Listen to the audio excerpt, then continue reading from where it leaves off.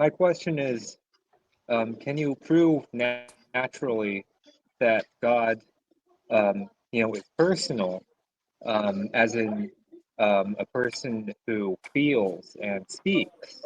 Well, there's a bit of an issue there because well, I guess you could say the official position of this panel is something like Thomism, because the non-Thomists here don't really care for philosophy Yeah. that much. We don't think God has passions in a proper and literal sense. We think God is emotional only in a analogical sense. So we Yeah. don't, yeah, so we don't say God has literal emotions like how creatures do, but rather it's only analogically. So like there's no need for us to prove that God feels or has emotions because we don't believe he does in a proper sense. Well, um,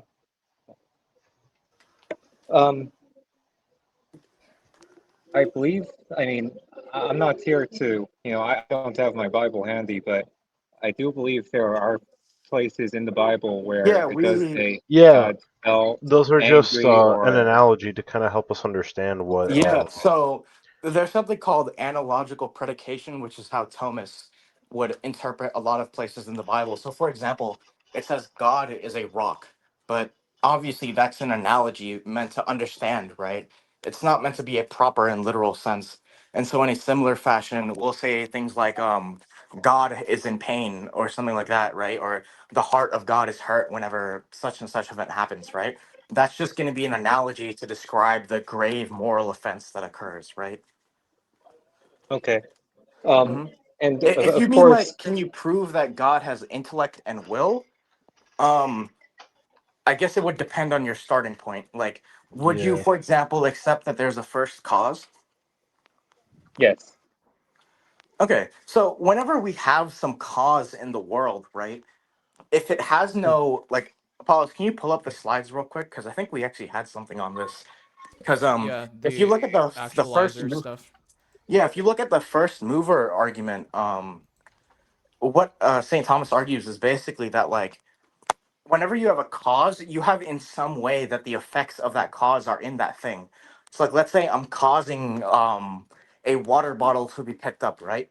The way that works is that I have the effect, the water bottle being picked up in the cause, which is me in some way. It's just that the effect is in me abstractly, meaning that like it's in my intellect, right? Uh-huh. Versus let's say if you have a non-mental cause like a that uses some mechanism, right? Maybe Right. you can say the effect, like let's say it's a ball rolling down a hill, right? So the Hmm. ball hits the grass, and the effect of the ball would be like it exerts some force on the grass, right? Hmm. So we can say that force is in the ball as like a potential, right? So it has potential energy, right? Yes. So the effects are always going to be in a cause in some way, right? Hmm. Yeah, so what we would say is that if you accept a first cause, then the effects of that first cause have to be in some way be in the first cause. And since they can either be abstractly in the cause or non-abstractly, we would have to like say, are the effects of the first cause in the first cause abstractly or non-abstractly? Well, they can't be non-abstractly because the first cause has no potency. So it can't be like it has potential energy. It can't have any parts because it's a simple thing. So the only way for it to be in the first cause would be abstractly, meaning that it has to have an intellect for it to be abstractly in the first cause. Meaning that Um, meaning that the first cause needs an intellect. okay. Um, Mhm. and let's break down the slides, right, for first. I think that slide So, is a bit incomplete because I didn't add the okay, final parts of the first mover argument. okay. Um, so um, in, when it said, it said in the Bible, well, God spoke, is that also analogous or like Um still we speak? would say that like the sound waves themselves are created effects, but the like God himself doesn't enter into creation. So that's how we would explain it. So the Yeah. sound waves themselves, or like the sounds, are going to be created effects that are created by God, and that's how God speaks. So I don't know if you want to call that analogous, but we would cash it out that way. Okay. So as the first mover, God has an intellect. Do you equate that with being personal? Because that's Well, I mean, I've seen Ratio Christi, posters around, and I'm on board with almost all of it except personal. Like, I'm not sure what you really mean by personal. okay, Yeah, so so when what he's we referring to is I'm part of Ratio Christi, an on-campus ministry where a lot of people know me in real life. I Mhm, appreciate that no one on the panel is calling me by my real name too. So mhm. there's that. But yeah, I've hung up the Kalam cosmological argument before, and Bruh, yeah, I I know. can't It's lie. it's mostly just it's mostly just for like attention grabbing. Less I about can't lie. The Kalam is kind of like I don't really like the Kalam. I don't yeah. think it's a I good prefer argument. contingency arguments nowadays. Yeah, So Yeah. but yeah. yeah, it's just in the Kalam So I mentioned like personal agency, but yeah, that's kind of where he's coming from.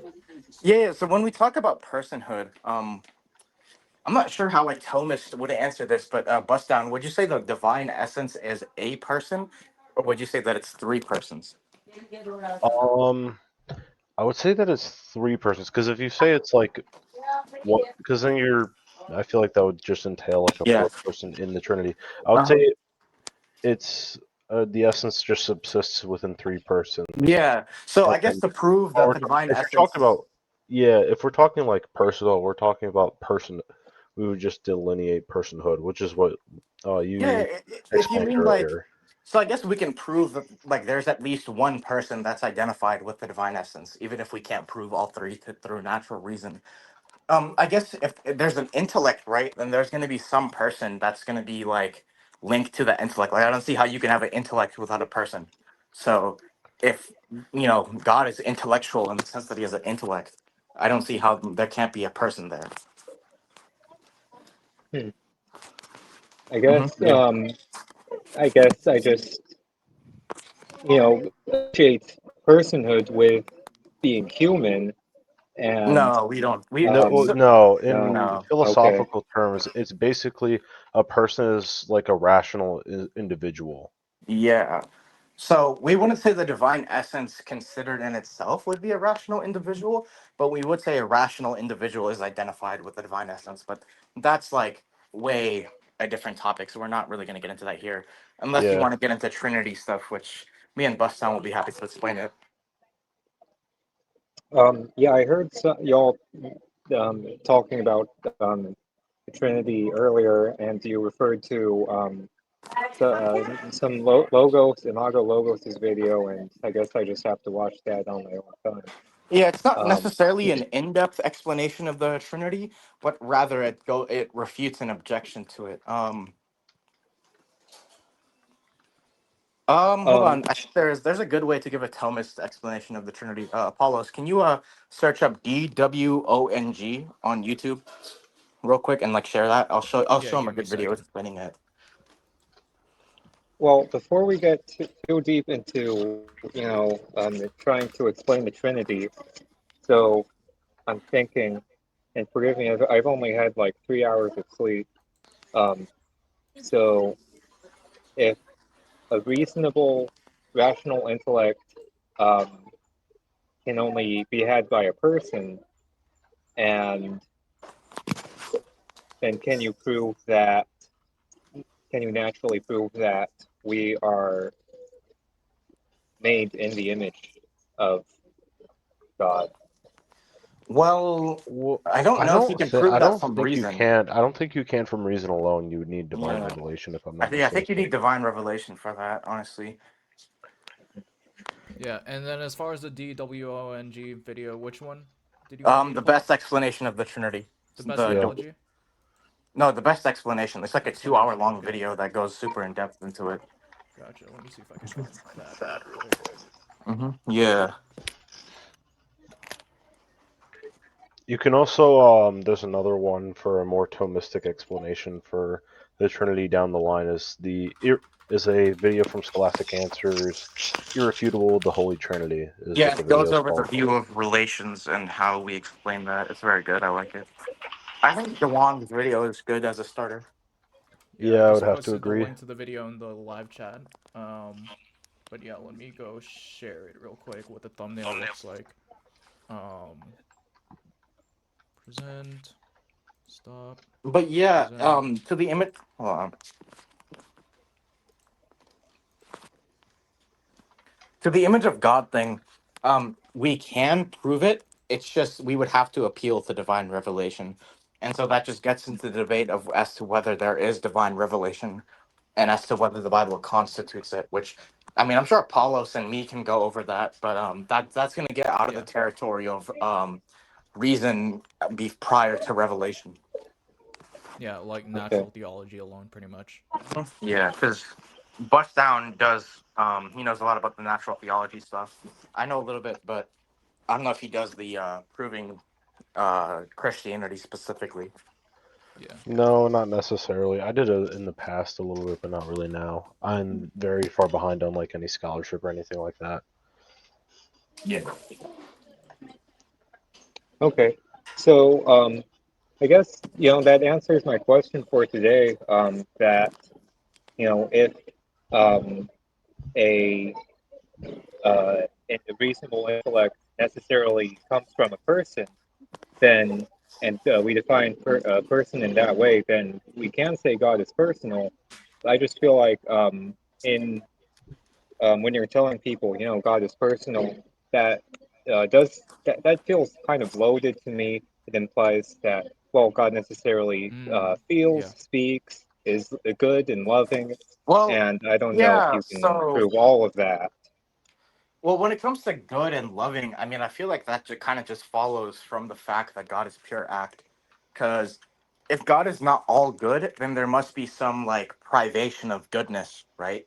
But but a privation of goodness would require a privation of being.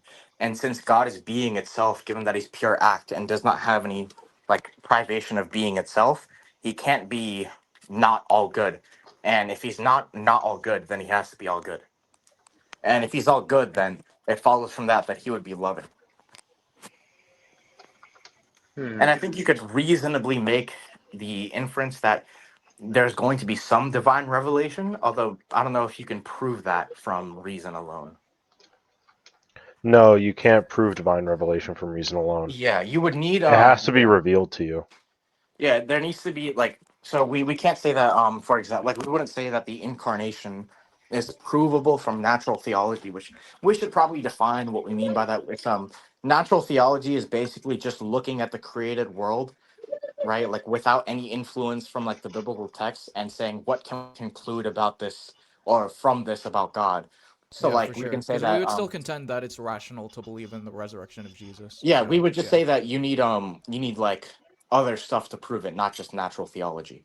Yeah. Yeah. Okay. hmm Yeah, if you have like any other questions that come up, we have like a whole forum dedicated to it on the Discord. If you just want to post in Yeah. there. I know this guy in real life, so I can send him the Discord link. So yeah. Yeah, sure. Okay.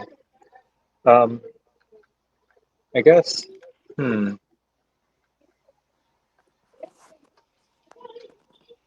I don't know. That's I guess that's enough for today. That's my question. So thanks for talking about it. Yeah, for sure. No Sure. worries. Thanks for coming on. Is there anything you wanted to say before you go? No, just have a good weekend. Okay, All sounds right. good. Yeah, you Thanks, man. too. Yeah, you too. See you. Alrighty.